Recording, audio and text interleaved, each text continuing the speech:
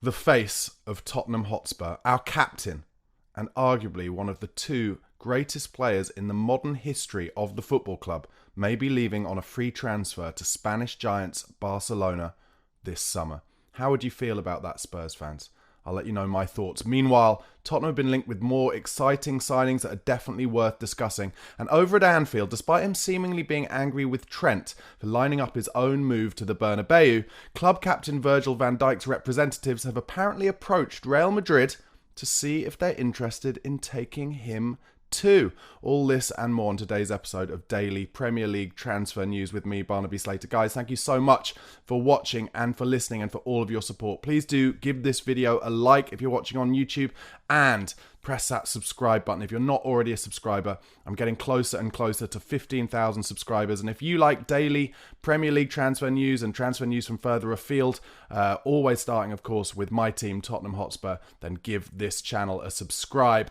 Also, you can become a member, Patreon member or YouTube member. Just £1 a month really helps me make this daily content for you. All the details how are in the description box below. But let's get started. Before I get on to that huge Son Heung-min news, Spurs have had a bid rejected for Palmeiras midfielder, the Colombian Richard Rios. That's where I'm wearing my Palmeiras shirt today. Palmeiras are very much my Brazilian side. Richard Rios, Colombian international, did really well in the Copa America. Very exciting midfielder and a lot of big clubs interested in him. It seems more likely that that's the kind of deal that might happen in the summer, but Spurs have tried to bring it forward like they're trying to bring forward quite a lot of signings because of the lack of numbers in the squad at the moment due to injuries. And Richard Rios definitely one to keep an eye on. Manchester United were interested in him back in the summer as well, and other Premier League clubs and clubs from around Europe sniffing around. Let's get on to that Nou Camp and Son Heung-min news though. And the Sun have gone big on the fact that Barcelona are trying to get Sonny in on a free transfer this summer. His contract is running out. Tottenham do have an option to extend it for another year. But this is what I'm interested to find out from you guys at home. Let me know in the comments. Do you think potentially it is time for Tottenham to let Sonny go to pastures new? Obviously, Barcelona over the last few years have had a lot of financial problems and they have dealt with the free transfer market a lot more. If you look at players they brought in, they're not afraid to go for players whose contracts have run down, and they're also not afraid to go for players who are a little older. Sonny now 32, heading towards 33, and of course Barcelona have had a lot of success with Robert Lewandowski over there, and maybe Sonny could go and join the Pole and make a really potent forward line. For me, it's a difficult one. I've said it numerous times on this channel. Son Heung-min should be given a 10-year contract at Spurs. He's the face of the club. He should be offered any role he wants until he chooses to retire, and then after he wants to retire, be that as a coach or in an ambassadorial role.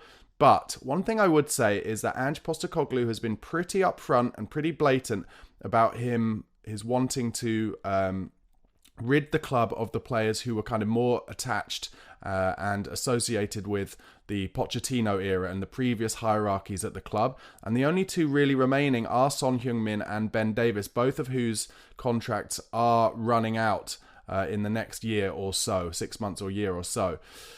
So, is it a clean break for Ange Postecoglou? If Ange is going to get longer than just this season and he's going to kind of make it to maybe his whole contract, which I think is a 3 or 4 year contract, then maybe he sees the kind of last bastions of that Pochettino era as better to be leaving the club. Son is, of course, the captain, though, and if we can manage his minutes a bit better, we haven't been able to do that because of all the injuries, but if we can manage his minutes better, I have no doubt that Sonny is still an elite finisher and still a player who can do brilliant numbers for Tottenham Hotspur.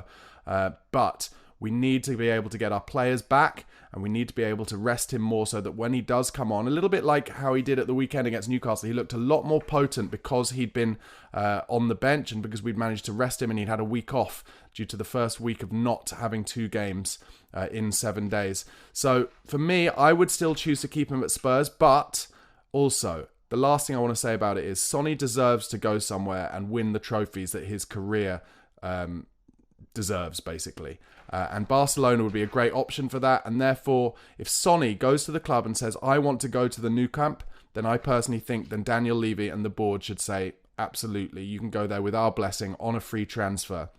And for me, maybe that's why Tottenham haven't taken up that option of an extra year on his contract as yet. So let's see what happens. Let me know in the comments what you think. Do you think Sonny deserves a move to Barcelona? Would you let him go? Or would you say, no, let's be selfish as a football club, take that option, and if he wants to go to Barcelona, they would have to pay a fee this summer. But I'm pretty sure they wouldn't pay a fee because they are in financial dire straits, as can be seen from the fact that Dani Olmo has not been able to even be registered for the club, even though he's already a Barcelona player. Moving on to more Tottenham transfer news and the rumours of Randall Kolo Muani coming to Spurs from Paris Saint-Germain and interesting a number of clubs around Europe won't go away. Fabrizio Romano said yesterday on YouTube that Spurs have directly made contact with Paris Saint-Germain to understand the conditions of a deal for the forward. Apparently the other clubs interested are Manchester United and Juventus, exploring a deal to bring in Kolo Muani from Paris Saint-Germain. Those three clubs, according to David Ornstein, one of the big two ITKs, those three clubs are considered the top contenders for his signature. And he also said that Tottenham see him as their top target in their search for a versatile attacker this January. Other reports suggesting that Juventus are in the lead in terms of trying to get Muani into the club. Spurs attentive to his availability, but are interested in pursuing an initial loan move, whereas PSG looking to get a permanent deal for Muani if possible, and if not, then a loan with an obligation to buy this summer. And that is where potentially the stumbling block is for Spurs. And a lot of you who maybe are anti-Daniel Levy or anti-ENIC will be rolling your eyes at this bit because apparently Paris Saint-Germain are looking for £50 million plus a potential loan fee, and then that £50 million as an obligation to buy in the summer. And Spurs are trying to negotiate those figures down and make it into an option to buy rather than an obligation to buy. Once again, let me know in the comments, what do you think about Muani? Is he the kind of player that you think Spurs should be bringing in? He split the fan base from what I've seen on social media, but for me, he looks like an incredibly exciting player. The stuff he did, the numbers he did at Eintracht Frankfurt, incredible. And he got his big move to PSG, but they don't always work out those big moves.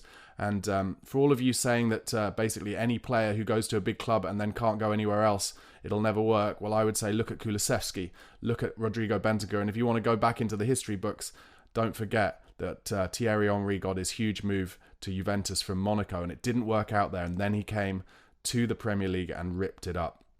Another player on Tottenham's list, Jonathan David. Well, according to Sky Sports, 4 Premier League clubs have approached Jonathan David's camp over a pre-contract agreement, and I'm pretty sure that one of those clubs will be Tottenham Hotspur.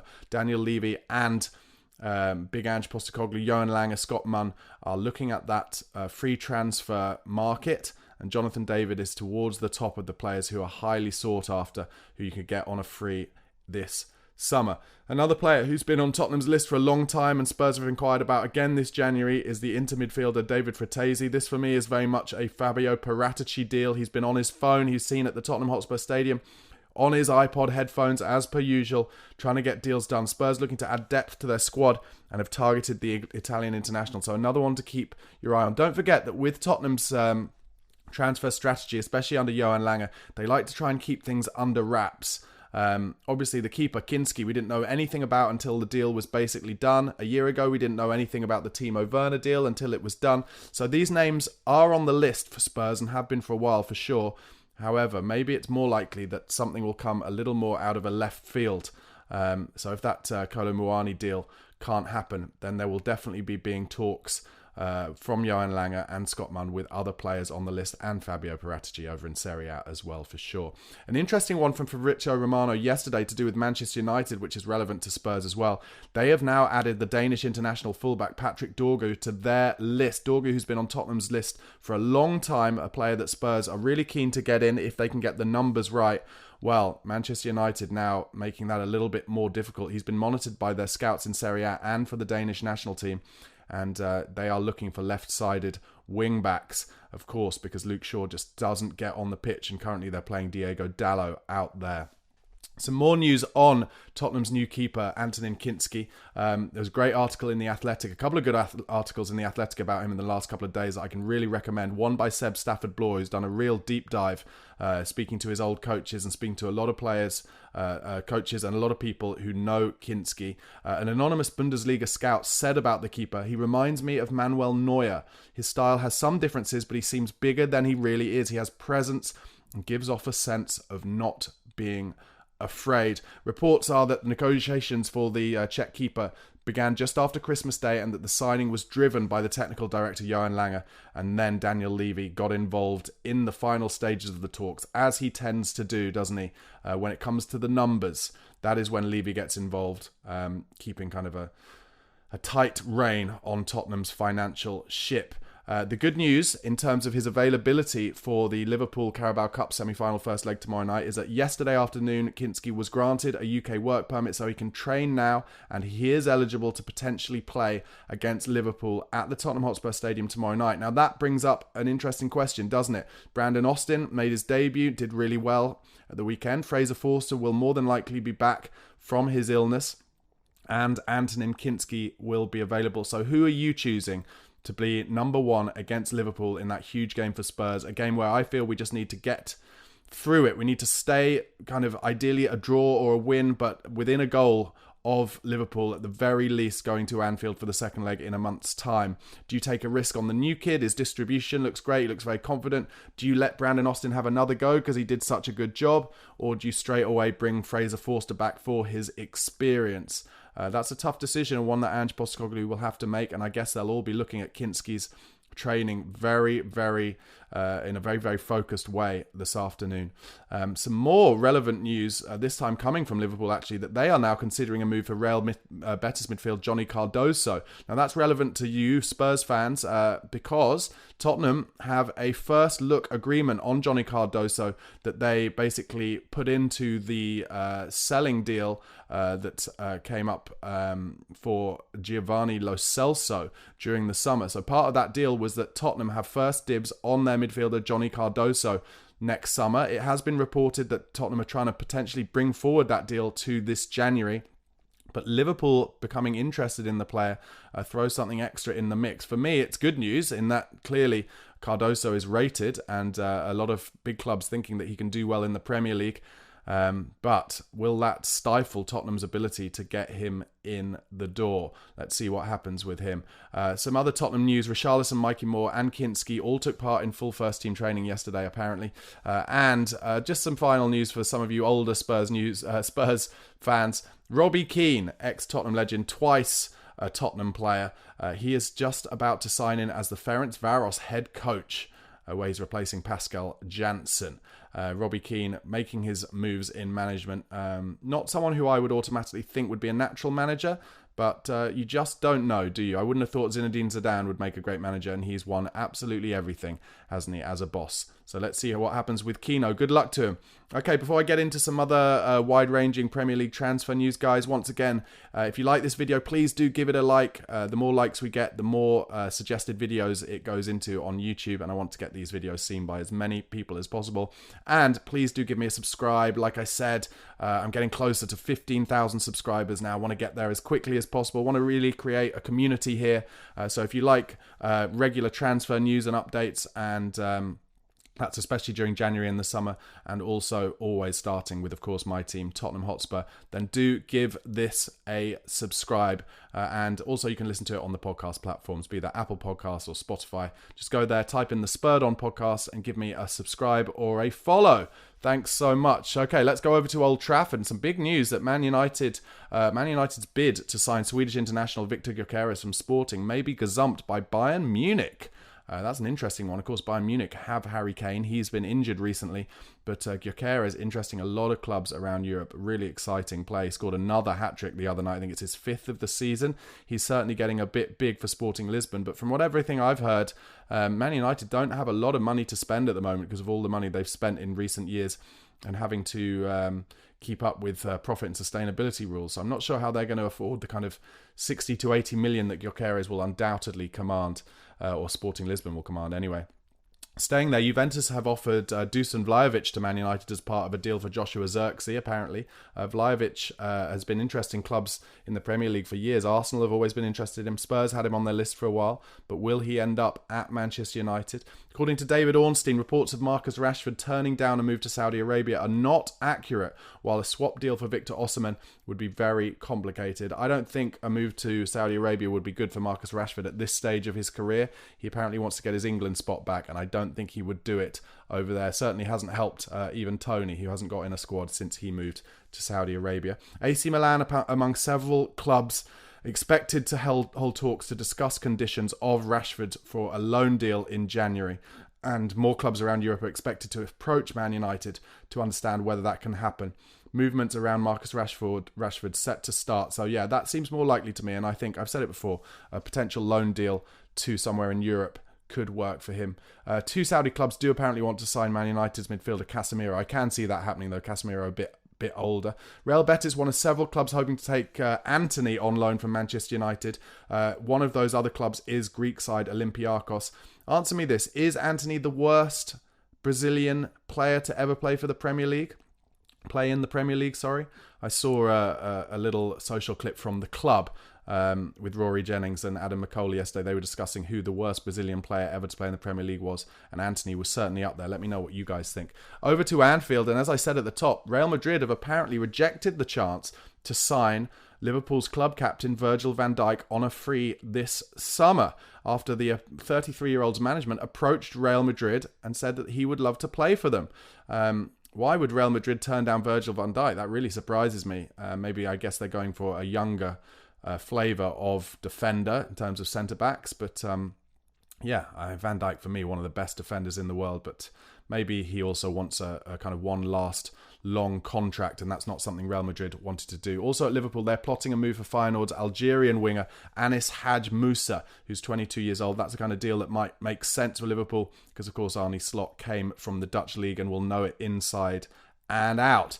Over to Chelsea, and at Stamford Bridge, Fabrizio Romano says that they are seriously considering bringing in another centre-back, and the name on the list at the moment that they're most interested in is Mark Gay from Crystal Palace, the ex-Chelsea player. It wouldn't be an easy deal to do. It would cost a lot, of course, Crystal Palace, but a big transfer value on Gay when Newcastle were trying to sign him in the summer. Chelsea do also have a recall clause on Trevor Chalobah. That seems so unlikely considering how desperate they were to get him out the door. Over to Aston Villa. Paris Saint-Germain and Barcelona both interested in signing John Duran, and Villa would be tempted to sell him if they get a bid of £60 million. He scored so many goals in the Premier League for Villa. I don't understand why he's not an absolute stalwart in the team. I guess because Emery doesn't want to play two up front and he's got Ollie Watkins as well. The Barcelona sporting director Deco has already met with Duran's representatives, apparently. And of course, that is a deal that Duran would love to do. But like I said earlier, Barca don't really have any money, so I'm not sure where they're going to get £60 million from. Villa have also started talks to explore a move for Oscar Mingueza from Celta Vigo. Nothing advanced yet, but he's one of their targets. Sticking with Aston Villa, and their former midfielder, brilliant player Douglas Luiz, the Brazilian international, he is a target for two Premier League clubs, with Juventus happy to let him move away despite the fact he only joined them in the summer. That's a surprising one for me. As a Spurs fan, I'd definitely be interested in looking at him. We are looking for number sixes, like I said, with Johnny Cardoso and Rios, the Colombian, at the top of today's episode, like I mentioned. Is Douglas Luiz, with his Premier League experience, a player that you would be interested in, Spurs fans? Let me know. Over to West Ham, their striker Nicholas Füllkrug is a target for Juventus, looking to do a lot of business this January, and the Italian club keen to bring him in on loan initially. That's an interesting one. West Ham are obviously in a lot of trouble, and it looks very much like Julian Lopetegui, from all reports coming out yesterday, will lose his job as West Ham manager very soon. I'm recording this on Tuesday, first thing. I don't think he has lost his job quite yet, but all the talks is that it's very unlikely that he will continue. And a big issue with that is that their sporting director, Tim Steidlen, has been relegated to an advisory role and is no longer in charge of the January transfer window. He's been banished from the West Ham training ground. I have to say, I used to work for West Ham a little bit. It wasn't easy because I'm a Spurs fan, obviously, but it was a paid job, and I worked for them. And it's a strange little club on the inside. I have to say, they think they're a big club, but they're not. And the training ground is an especially good example of that. It's all kind of porter cabins and very basic. And it doesn't surprise me at all that it's that there's kind of gossip and slander going around that training ground, and that Tim Steidten has been relegated. That's not something you see very often with sporting directors. And as West Ham fans, I'm sure will tell you, the board there are a bit of a mess. And it's run... in fact, I was told this by someone quite high up at the club when I worked there. The problem with West Ham is that because the owner, David Sullivan, and his previous co-owner, David Gold, who's no longer with us, they were both started their careers as market traders.